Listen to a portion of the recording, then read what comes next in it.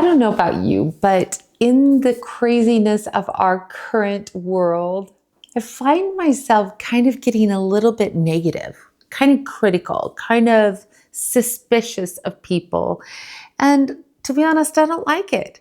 I don't like it because by nature, I tend to be more of an optimistic person. Now, I realize that that can get taken to an extreme to the point where you're in complete denial of reality, and that's not healthy. But neither is this negativity bias that I just kind of feel ourselves getting sucked into this place where rather than believing the best in each other, we tend to jump to conclusions and assume the worst, even though we don't really know the full story. I think we're beginning to become suspicious people, even as Christians. And can I tell you the truth? I don't think that's what God has for us, because that negativity bias that notices when other people are doing it wrong, that's not only hard on other people, but hard on ourselves, that tend to kind of tamp down any hope or expectation because we don't want to be disappointed.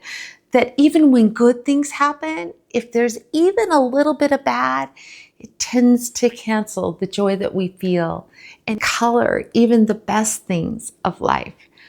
Well, you know what? I don't believe that that's the life that we've been called to live. I don't think Jesus came and died and rose again so that we could have a sort of abundant life, that we could kind of have halfway peace and halfway joy. No, he came to give us life and life more abundantly. But I think we're going to have to be willing to go, just because I see life a certain way doesn't necessarily mean it's accurate. Instead, Jesus himself told us that in this world we were going to have trouble. He listed all sorts of bad things that were going to happen at the end of the age. But he said this, he says in Matthew 16:32, he says, I'm telling you these things ahead of time so that in me, you can have peace. In this world, you're going to have trouble. That's what comes from a fallen world. But be of good cheer, verse 33 tells us, for I've overcome the world.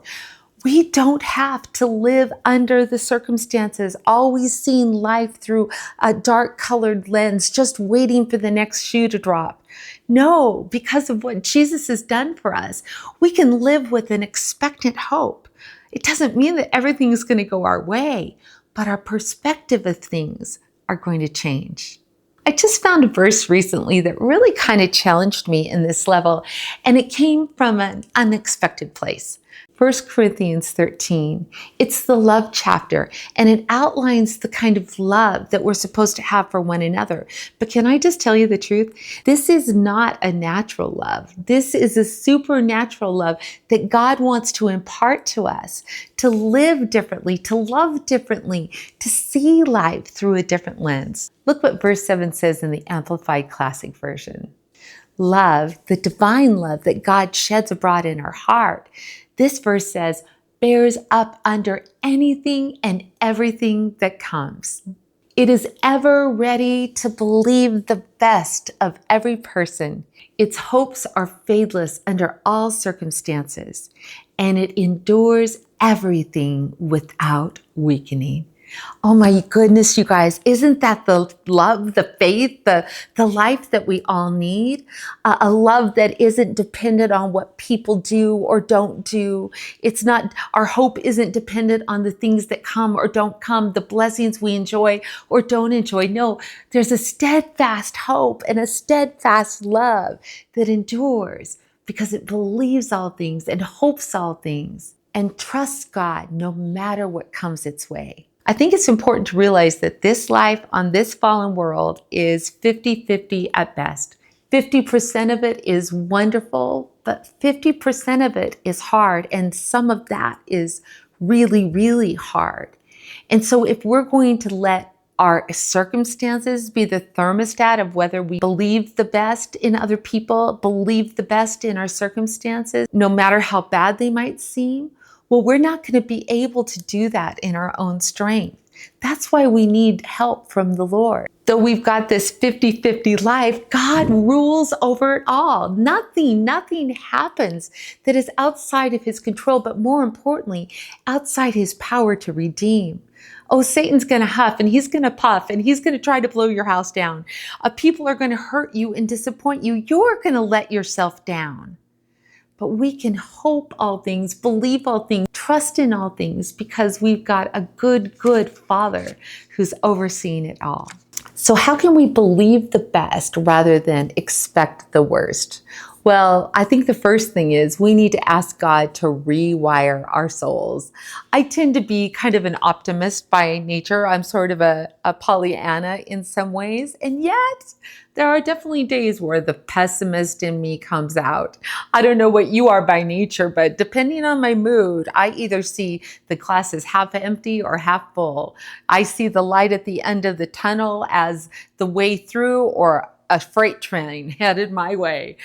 I want God to rewire my soul so that I'm not perceiving things through a natural lens, but I'm seeing it through the lens of love, the lens of I belong to God and He takes care of His own.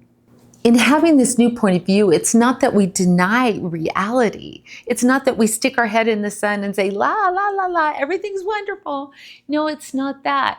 Instead, like Abraham in Romans 4:19-22, we're able to face facts. We see clearly what's going on. We see what people have done to us. And yet, like Abraham, we don't waver in unbelief. We don't swing into despair. We don't let that negativity bias paint everything with a broad black brush. Instead, like Abraham, we're fully persuaded that God has the power to do what He promised. That's what happens when we choose to believe the best rather than assume the worst. Have you ever jumped to a conclusion and missed? You were pretty sure you knew exactly what was going on, but when you got the rest of the story, you realized that you had misjudged the person, misinterpreted the situation. I'm just learning that I need to bring all of that to God and let Him interpret it. Because if I'm not careful, when situations come, I can freak out before anything bad has even happened because I'm so future tripping, so living in the future that I have thought of all the worst case scenarios. Have you noticed we don't think of the best case scenarios? Usually it's always worst case. I'm learning to just let things unfold.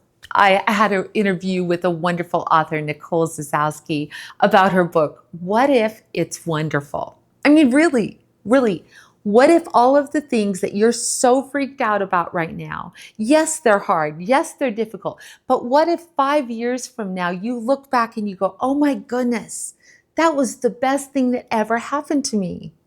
How about if we choose, even in the face of all objections, we choose to believe the best rather than assume the worst. But not just in situations, what if we did that with each other? Oh, you guys, we're living in such a contentious time. People are making accusations against each other online and social media. Unfortunately, Christian leaders are making really terrible decisions and falling morally and tearing churches apart. And if we're not careful, we can just say, they're all like that. I knew it. There goes another one. And we begin to believe the worst rather than believe the best. We begin to assume that everyone is fallen except ourselves. And it begins to breed within us a critical spirit and a negative attitude. We begin to pull back from relationships with people because we just assume they can't be trusted. Because our negativity bias was proven right in one situation, we tend to extend it to every relationship. And you guys, we miss out on the beautiful, beautiful companionship and fellowship that we were meant to enjoy as the body of Christ. But I don't only want to have a different view of situations and assume the best in people. I really need to learn how to believe the best in me because I'm so aware of my faults and failings. Sometimes I have a complete negativity bias. Even when I do something right, it's not right enough. When I do something well, it's not good enough. And that negativity bias keeps upping the bar to a place where I'm constantly falling short and beating myself up for what I ought to be and the places where I fail. But that's not our Father's heart towards us. He knows our frame. He knows that we're going to fall and fail. But He comes along and He believes in us. As He calls us to things higher, not because He's wanting us to do it on our own, but because He knows that the same power that raised Christ from the dead dwells in us, and that the work that He started, He's going to be faithful to accomplish. God, my friend, believes the best in you. What if you gave yourself the same grace that God has given to you and to me?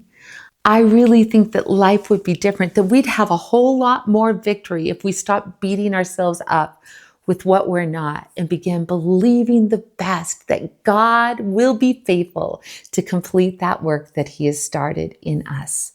And it's His work. We just get to cooperate. Well, I think the final thing that I'm learning to do is to give my disappointments to God, and to do it quickly. Because the longer I nurse and rehearse the things that have been done to me, the longer I fixate and have those looping woulda, coulda, shoulda thoughts, or even the fear that takes me into the worst case scenario over situations, well, it keeps me from the very love and power and peace that Jesus came to give. I'm just learning to say, Lord, I have no idea what's going on. I don't know how this is going to end up, but I believe that You are going to redeem it all. If you'd like a little bit more on this subject, I hope you'll listen to my interview with Nicole. What if it's wonderful? God has so many good things for you. And if you've enjoyed this content, would you mind hitting subscribe and maybe even the notification bell? That way you'll be notified whenever an episode goes live. And hey, I'd love to hear from you in the comments. It's really my heart's desire that we build a community of encouragement here, believing the best, calling forth the gold in one another, speaking life words over each other and not death words. Because all of us need to know that someone believes the best, even when we can't quite believe it ourselves. God bless you, my friend.